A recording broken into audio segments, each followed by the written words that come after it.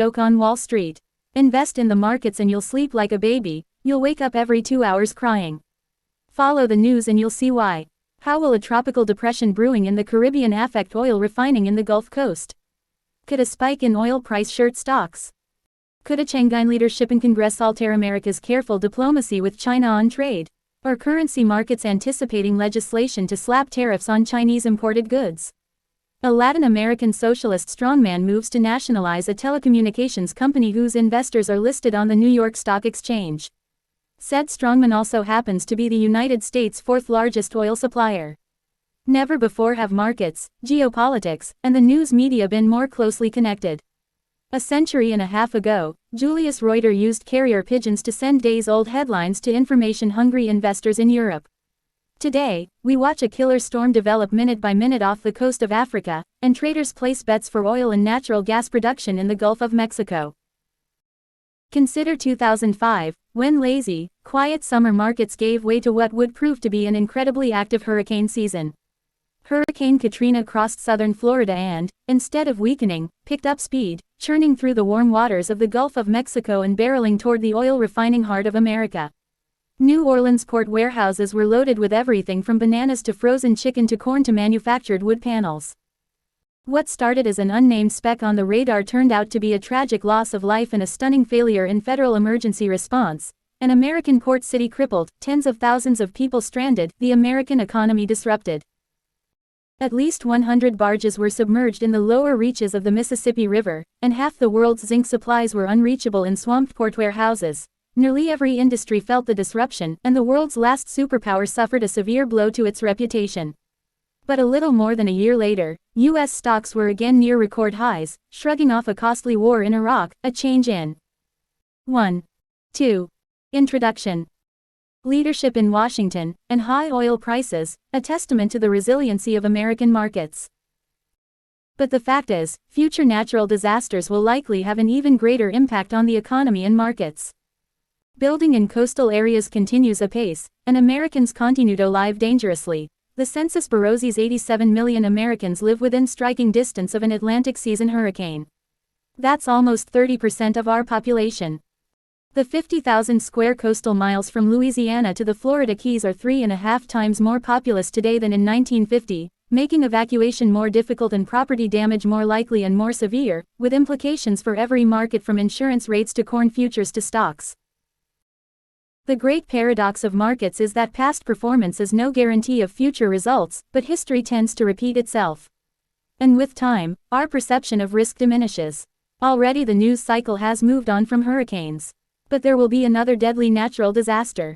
Just as there will be another flu pandemic, and reporters and market analysts will scramble for comparisons to 1918, the last major worldwide flu outbreak. Mother Nature is perhaps the most unpredictable challenge for markets. But then there is perhaps the most dangerous risk to markets: human intervention. On this, I have relied on Andy Bush for expert analysis for more than a decade. He reads the tea leaves of international markets with a keen understanding that past is prologue and humans have short memories. From Washington power politics to the war in Iraq to global trade imbalances, Andy has an extraordinary ability to instantly understand how they all are interrelated and all affect markets. I have quoted him over the years perhaps 100 times, and his insight makes any market story better. He sees the whole picture, and, as you'll see in the pages ahead, explains complicated market phenomena with sharp insight and humor. Christine Romans. Scene correspondent. Party infectious diseases. CHAPTER 1.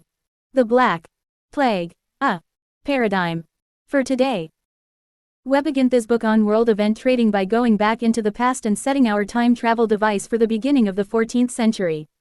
This may appear to be a strange place to start, but we go back to show that diseases have consistency over time. The types of diseases may change, but their core characteristics and how they influence society remain consistent. The bubonic plague, or Black Death, is going to be our base case for many of the diseases that tear through the population today. Therefore, to understand an outbreak and its impact on the world, you must know the state of civilization and the nature of the disease. Keep in mind that the basic rules of supply and demand still worked even back then and will guide us in understanding disruptions to the markets. It's these disruptions or anomalies that generate the opportunities. By the way, we still have outbreaks of the plague today. At the end of the chapter, we review an outbreak that occurred in 1994. It was called the Dark Ages for a reason. Clearly, the 14th century was a gloomy time for people throughout the world, especially for those unfortunate enough to be living in medieval Europe. Daily life was a struggle, and it was about to get worse. Economic conditions fluctuated wildly, with surges of inflation occurring whenever large deposits of gold or silver were found. 5. 6. Infectious diseases. To counter this, governments attempted to impose price controls, but were opposed by the powerful landowners or feudal lords. As landowners raised rents to counteract the price controls, farmers were forced to increase planted acreage and farm productivity dropped as poorer land was worked and yielded less. As populations grew and more workers appeared, wages fell with the addition of labor supply. From the small city-states of Italy to the large kingdoms of England and France, fiscal problems increased and bankruptcy was constantly on the horizon. David Hackett Fischer describes the situation this way in The Great Wave: great kingdoms and small city-states teetered on the edge of bankruptcy. They struggled to survive by borrowing heavily at ruinous rates of interest, and by debasing their money, thereby introducing powerful instabilities into the price system of Western Europe. And then things really started to deteriorate. This is a common characteristic throughout disease outbreaks over time. When the area is the most stressed is usually when the outbreak can cause the most mischief and death. The medieval world would soon be severely stressed and hungry as well. The Great Famine of 1314–1316. In the 1300s, farming was the most critical industry for society. The society that could successfully produce food could successfully have division of labor. Division of labor can lead to a more stable society and rapid technological progress. Unfortunately, in early 1314 in Europe it began to rain hard and it didn't seem to let up until 1317. This weather ruined the crops for 3 years in a row and caused widespread hunger. This underscores the insular nature of the economy as at this time. There was no world market from which to import grain or foodstuffs to offset the localized production problem. People were highly dependent on what was happening in their region. This is precisely why international trade and trade development were critical at this time and remain so today. World trade helps smooth out supply disruptions and price volatility. Developed and fully functional international financial markets were not in existence to help hedge the underlying risks, either. Without international trade, disasters can happen when nature intervenes.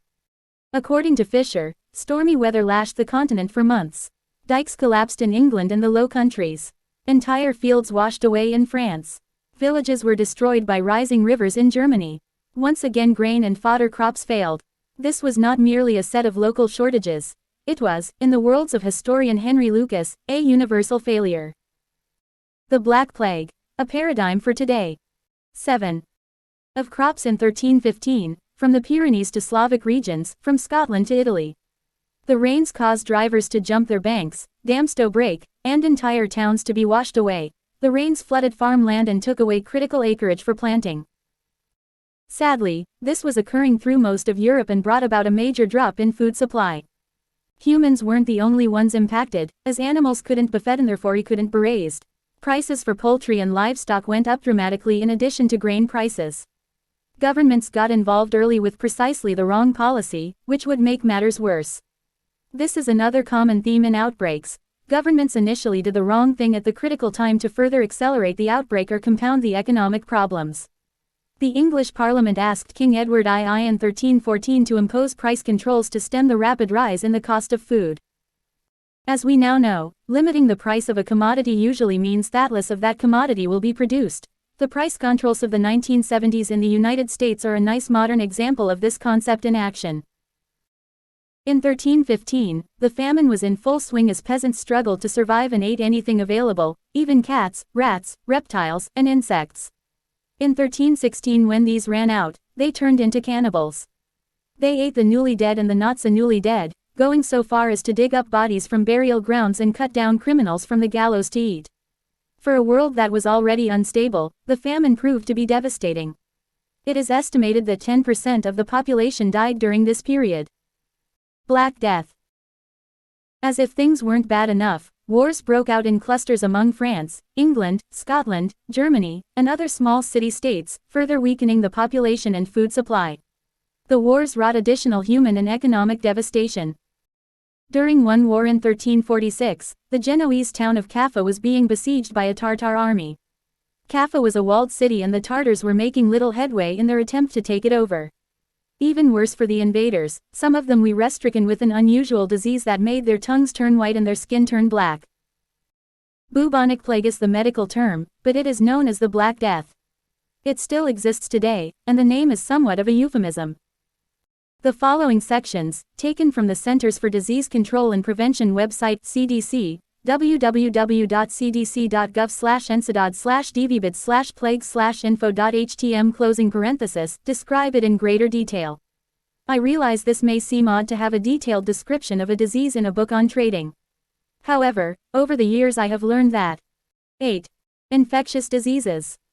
You can only construct a winning strategy if you fully understand the nature of the disease. General. Plague, caused by a bacterium called Yersinia pestis, is transmitted from rodent to rodent by infected fleas. Plague is characterized by periodic disease outbreaks in rodent populations, some of which have a high death rate. During these outbreaks, hungry infected fleas that have lost their normal hosts seek other sources of blood, thus increasing the risk to humans and other animals frequenting the area. Epidemics of plague in humans usually involve house rats and their fleas.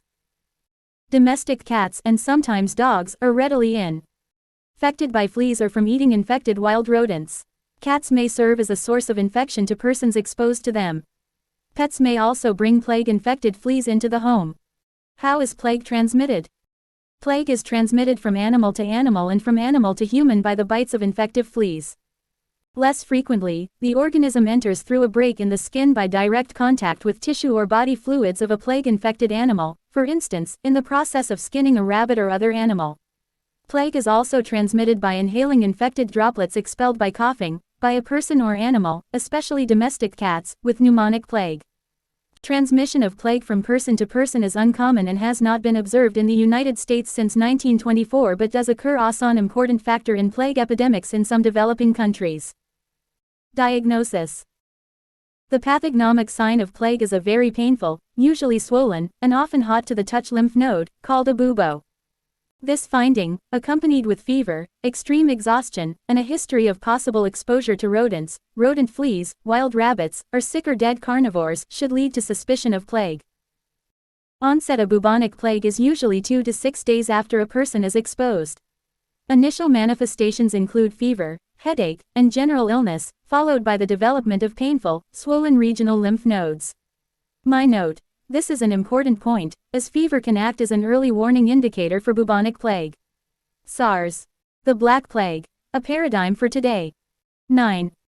Has similar characteristics, and therefore the ability to quarantine people with high fever was a contributing factor toward ending the SARS outbreak. Influenza does not have this short incubation period, nor does it show itself via the high fever. Occasionally, buboes cannot be detected for a day or so after the onset of other symptoms. The disease progresses rapidly and the bacteria can invade the bloodstream, producing severe illness, called plague septicemia. Once a human is infected, a progressive and potentially fatal illness generally results unless specific antibiotic therapy is given. Progression leads to blood infection and, finally, to lung infection. The infection of the lung is termed plague pneumonia, and it can be transmitted to others through the expulsion of infective respiratory droplets by coughing. The incubation period of primary pneumonic plague is 1 to 3 days and is characterized by development of an overwhelming pneumonia with high fever, cough, bloody sputum, and chills.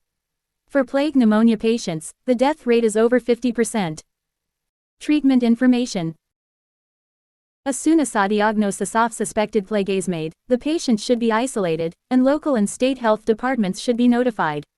Confirmatory laboratory work should be initiated, including blood cultures and examination of lymph node specimens if possible. Drug therapy should begin as soon as possible after the laboratory specimens are taken. The drugs of choice are streptomycin or gentamicin, but a number of other antibiotics are also effective. Those individuals closely associated with the patient, particularly in cases with pneumonia, should be traced, identified, and evaluated. Contacts of pneumonic plague patients should be placed under observation or given preventive antibiotic therapy, depending on the degree and timing of contact. Preventive drug therapy. Antibiotics may be taken in the event of exposure to the bites of wild rodent fleas during an outbreak or to the tissues or fluids of a plague-infected animal. Here are some quick comments on this description by the CDC and why it's important to include this information in the book. Note the high death incidence or mortality rate of those infected with the plague who contract. 10. Infectious diseases. Pneumonia. 50% die today. The rate for the medieval period must have been closer to 100%, as there were no medicines, antibiotics, available at that time to help. The swelling of the lymph nodes around the neck and armpits were bluish-blackish in color and gave rise to the name the Black Death. As you'll see in the next chapter, pneumonia is the true killer associated with plague or influenza after the initial infection weakens the body's immune system. One last point. Try to put yourself in the shoes of a peasant at this time. Imagine you encounter someone who is infected and has the black swellings around the neck and armpits. It must have been a terrifying sight, and the first response would be to run. Your next response would be to avoid going anywhere that you may encounter those who have the plague. This mindset is important for understanding the impact on society and the economy. Winning the battle, losing the war. Getting back to the war, the frustrated Tartars did something truly innovative. They gathered up a few of their dead, loaded them into the catapult, and tossed them over the wall into Kaffa. This was one of the first recorded uses of germs as a weapon, and it worked well, a little too well. As the disease spread and killed, Kaffa was abandoned and the inhabitants fled in their ships. The Tartars had won battle, but the world was about to lose the war as this siege and diaspora helped begin the spread of the Black Death. This is another common development that occurs with most outbreaks. The population attempts to flee the infected area and ends up spreading the disease wherever they go. The bubonic plague or bubo rapidly spread throughout the trading routes from Genoa. In 1347, it spread to Sicily, Sardinia, Corsica, Africa, and elsewhere in Europe. By January 1348, it had entered Venice and Marseille. In December, it reached England. Scotland and Scandinavia were hit the following year. That is was remarkably efficient in its ability to spread and kill. One bite from either the infected fleas had lived on the rats or the rats themselves could prove deadly. The plague was also quite democratic as it killed children, parents, the old, the young, and animals. One of the problems was that family pets like cats and dogs were equally affected and helped bring the disease into the home. This efficient disease distribution was catastrophic to a population already under duress from famine. Population data from villages in England showed dramatic drops in numbers of men between the ages of 18 and 25. The Black Plague. A paradigm for today. 11. Today, it's hard to comprehend the full psychological impact this series of events had on individuals and society at that time. The Black Death fundamentally altered the social fabric of society all the way down to the most basic components. It shredded it. When family members became infected, they were often abandoned, in the home. The other family members would flee and leave everything behind. Many of those afflicted died of starvation. Not that they were doing any good anyway, but physicians weren't readily available because most of them had died from the disease. The honest who did survive charged heavily for a visit. Therefore, even back in medieval times, a house call by a doctor was expensive. In desperation, people turned to the church for guidance, hope, and burials. Grim Reaper winners and losers. For the financial markets, here's where things get interesting. Population numbers from back then we re-imprecise. However, historians estimate that Europa lost between 25 and 40% of its inhabitants to the disease. This depopulation created peculiar crosscurrents in prices that swirled around death. Any servants, including priests and friars, agreeing to take care of the ill saw their wages significantly. Obviously, the funeral business boomed as long as there were people willing to get close to the bodies. Merchants selling burial cloths and spices also did well. Due to the worries over contracting the disease, people stopped frequenting certain public meeting places like markets, inns, and taverns. However, churches and apothecaries remained open and flourished. Hope was big business. Another oddity of the time, strictly enforced noise ordinances. Churches were discouraged from ringing bells for funerals and they were prohibited from crying out announcements of the dead. Since these were occurring frequently, the bells and town criers were a constant reminder of death and had a depressing effect on the townspeople. Due to the Great Famine and price controls, the price of food was still rising rapidly during the early epidemic years. Then the Black Death kicked in and the massive die-off of the human race began. This was where things got weird. As the population declined, the demand for food declined, and the supply of flavor declined as well. This had the simultaneous effects of prices declining for foodstuffs, but rising for services of artisans and craftsmen. To help the modern reader relate, it was like trying to find a contractor to do an addition on your home during the U.S. real estate construction boom of 2002 to 2005. If you could locate one that was available, that contractor was very expensive, was not likely Toto quality work, and played golf every Wednesday. 12. Infectious diseases. What's interesting is that these medieval contractors pretty quickly figured out they were the only game in town. Unions weren't around at the time, but this didn't stop them from going on strike and demanding higher wages.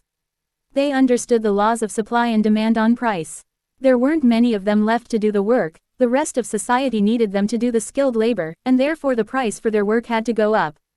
Just when things looked like they couldn't get worse, local governments attempted to limit trade and worker movements between cities. This is a perfect example of why the statement, "We are the government and we're here to help," strikes terror into most free marketers. The actions were precisely the wrong policy, they hampered trade and exacerbated the wage inflation already in process. At this time, banking systems were put under severe stress as both the King of England and the King of France defaulted on their debts. In A History of Interest Rates, Sidney Homer and Richard Silla explain that this default generated new financial regulations and reforms. As an example, Venetian banks were prohibited from speculating in commodities and were required to hold their assets in safer instruments like public debt. Subsequently, interest rates for loans to princes rose, with some borrowing at 80% and others pawning their gold coronets for a loan of 50% of their value. Personal loans saw similar high rates. The odd contradiction was that commercial loans had started the century at rates of 15 to 20% and declined by the end of the century to 5%. This may have been due to an overall drop in economic activity and therefore a drop in demand for money in commerce. You can't take it with you, unless. Clearly, the best trade available at this time was to stay alive. If you pulled that off, you were either very lucky or already very wealthy and could hire people to take care of you should you fall ill. Without question, the 14th century was limited in financial instruments to trade at that time. However, there are some broad areas of investment that would have done quite well. Obviously, any business related to death was fantastic. From selling the cloth for shrouds, to making special clothes for mourning, to selling spices and candles for funerals, merchants who engaged in these businesses made handsome profits. Home health care providers were big winners, if they could stay alive. As the population decreased, the peasants are laborers. The Black Plague, a paradigm for today. 13. Saw their wages rise, and the selling prices of the goods and services they produced rose as well. The trick was finding enough workers to produce the goods. Also, it was a good idea to avoid making loans or buying debt from anyone who was dependent on the population for revenue, such as kings. Why did the gilded class have problems? As the populations fell, so did the tax base for the kingdoms of France and England. Without a change in their spending habits, these kingdoms eventually defaulted on their loans and wiped out some banks in Italy. Also, loans based on real estate values were not a good investment, as demand dropped for farmland with the decline in population. Last, trading in commodities was shot. Unfortunately, there weren't many financial products at the time to buy or sell to take advantage of the price swings. During the Great Famine, prices rose dramatically even through the initial years of the Black Death. Then they fell rather crisply as the population decreased and demand fell. During the same time frame, metals trading would have been interesting as well. Gold and silver production had reached a peak early in the century and contributed to the rise in inflation. Subsequently, production fell off with the loss of population, labor, and contributed to the drop in prices. Although coins were debased from time to time, gold and silver were essentially a nation's money supply during this time frame.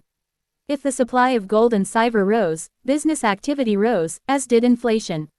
If the supply fell, the opposite occurred.